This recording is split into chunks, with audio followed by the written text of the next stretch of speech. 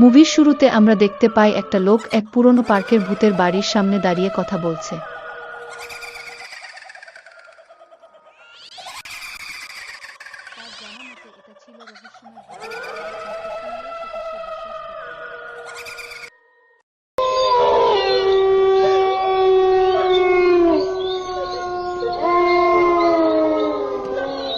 সে কথা বলতে বলতে এক পর্যায়ে দেখতে পায় একটা পুরনো খেলনা ট্রেন একা একা চলতেছে, কোনো কিছুর সাহায্য ছাড়াই।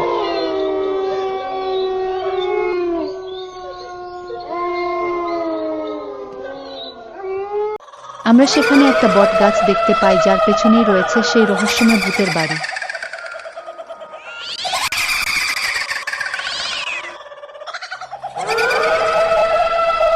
একটা দোলনার সামনে এগিয়ে যায়, তার গায়ে কেউ কিছু ছুঁড়ে মারে, লোকটি ভয় পেয়ে যায়।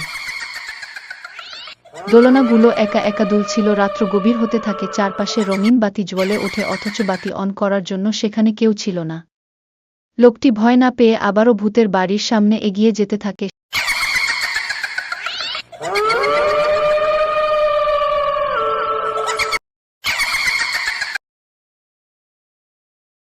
সে একটা ভূতের ছবির উপরে হাত দিলে একটা আওয়াজ শুনতে পায়। লোকটা সেখানে একটা ছেলের ছবির সামনে দাঁড়ায়, পেছনে তাকিয়ে দেখে সেটা একটা ভূতের ছবিতে পরিণত হয়েছে। লোকটা ভয় পেয়ে যায়, তারপরও সে থামে না।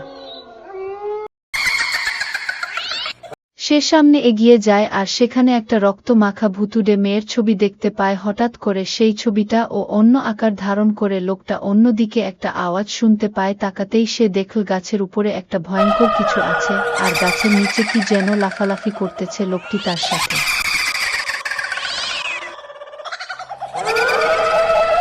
থাকা ছোট বোনটিকে হারিয়ে ফেলে আর নিজের প্রাণ বাঁচানোর জন্য দৌড়ে পালিয়ে যায়। বন্ধুরা, ভিডিওটা ভালো লাগলে লাইক, কমেন্ট ও শেয়ার করতে ভুলবেন না। ইউটিউবে দেখে থাকলে সাবস্ক্রাইব করুন।